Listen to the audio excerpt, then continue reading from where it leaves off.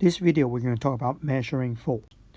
So to measure force, we need two kinds of instruments. The first one is called spring balance. Spring balance, okay, just look at this one. So you have one end attached to an object and then you pull. So mainly, okay, the force that we're going to measure is a pulling force only in this case. You imagine if you push, okay, actually the readings here, it cannot show anything. So, okay, it will just remains at zero. So this one, okay, mainly when you pull this, okay, you'll find that the spring will move from this point, okay, to this point. So you will have the unit N right here. So the unit of force, okay, we'll call Newton. Okay, we'll have a capital letter N for that. Okay, capital letter N for that. Okay, so spring balance, pay attention. Okay, it is used to measure the pulling force. Then how about the pushing force? Okay, so we may need to use another instrument which is called a force sensor with a data logger. So this one, okay, is the one on the right. Okay, this one will be the force sensor. So you have a push right there. So when you press the force sensor against on the switch, so it can measure, okay, the Newton that we have used to push this button, this switch. So all the data will be transmitted to the data logger, so we can convert it into some useful table or graph, okay, later on. So for this force sensor, we can have two different kinds. One can be used like this one to measure the pushing force. The other type, okay, you can also measure the pulling force. So for the force sensor with data logger, is more complete. We can measure both pushing and pulling force. Okay, let's have a look of an experiment to show how the spring balance work. So the first things, okay, we are going to have the spring hold on the left hand side. Okay, so you will see that it hold right there. Okay, we're not going to move the left hand, okay, but what we are doing, okay, is try to pull the spring balance towards to the right. Okay, so at the beginning you can see that the newtons, okay, it will just be zero at this point. Okay, the mark is right there. Okay, but once you pull it to the right hand side, okay, the mark will change the position. Originally is here. Okay, now the new position, it moved to here. So roughly it's around 2.5 Newton in this case. So when you pull to the right, okay, the spring balance will help you to measure how much force you have to apply. And not only this, okay, by pulling to the right, okay, you'll find the resistance because the spring, okay, it will just stretch by a certain distance. So original, it will be zero right there, but after that, okay, you can see that it changed to is stretched by 5 cm. So this 2.5 Newton actually is talking about the force required to stretch the spring by 5 cm. Okay, so in this case, okay, the more force you have applied, the longer the spring will be stretched. So what is the independent variable right here? The independent variable will be the force applied to stretch the spring. Okay, and then the dependent variable this time will be the length of the spring stretched.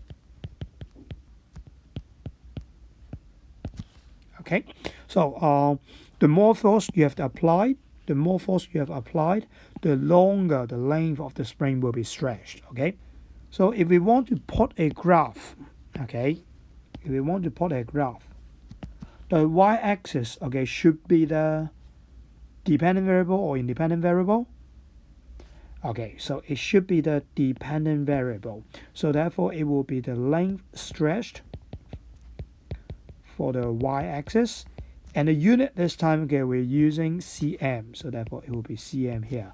While the x-axis, okay, it will be the independent variable, which is the force applied, okay, and the unit will be n. Okay, so let's have a look of the graph. Okay, so the y-axis, okay, it will be the stretch length of the spring. So pay attention to the unit. Remember, you have to include the unit, okay, to label the axis. While the x-axis, it will be the applied force that will be in Newton. So again, the dependent variable, okay, will be on the y-axis, while the independent variable will be the x-axis.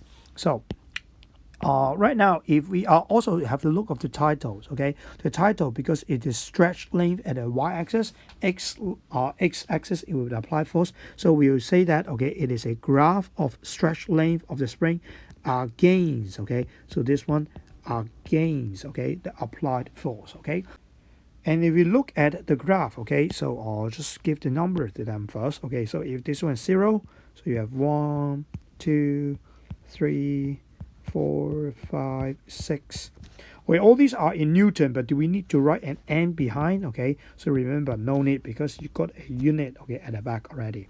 Okay, so for the y-axis, say for example 2, 4, 6, 8, 10. Okay, this one is in a unit of cm. So right here, if we are going to apply, say for example, if we applied 4 Newton force, so according to the graph, you find that it will be 6 cm of the spring stretched.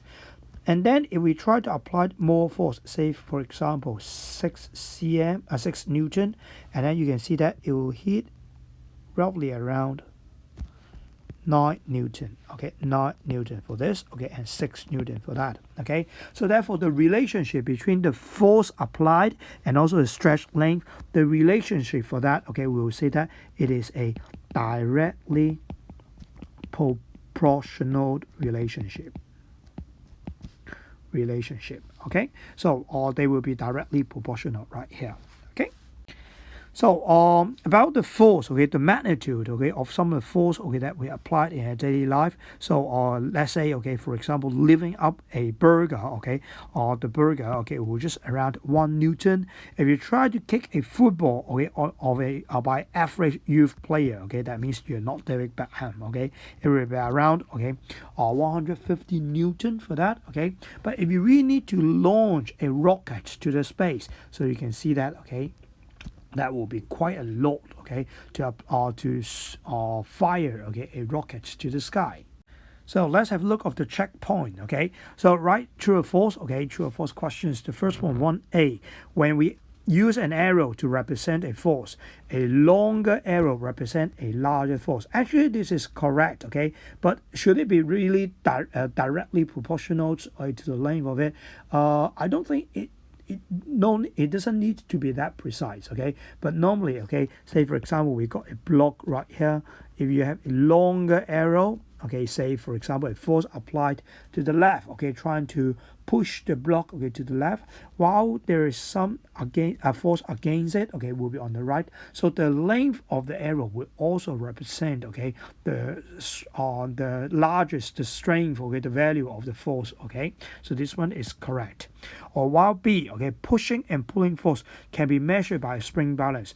Do remember, spring balance can only used to apply on the pulling force only, not the pushing force. So therefore, this one is incorrect.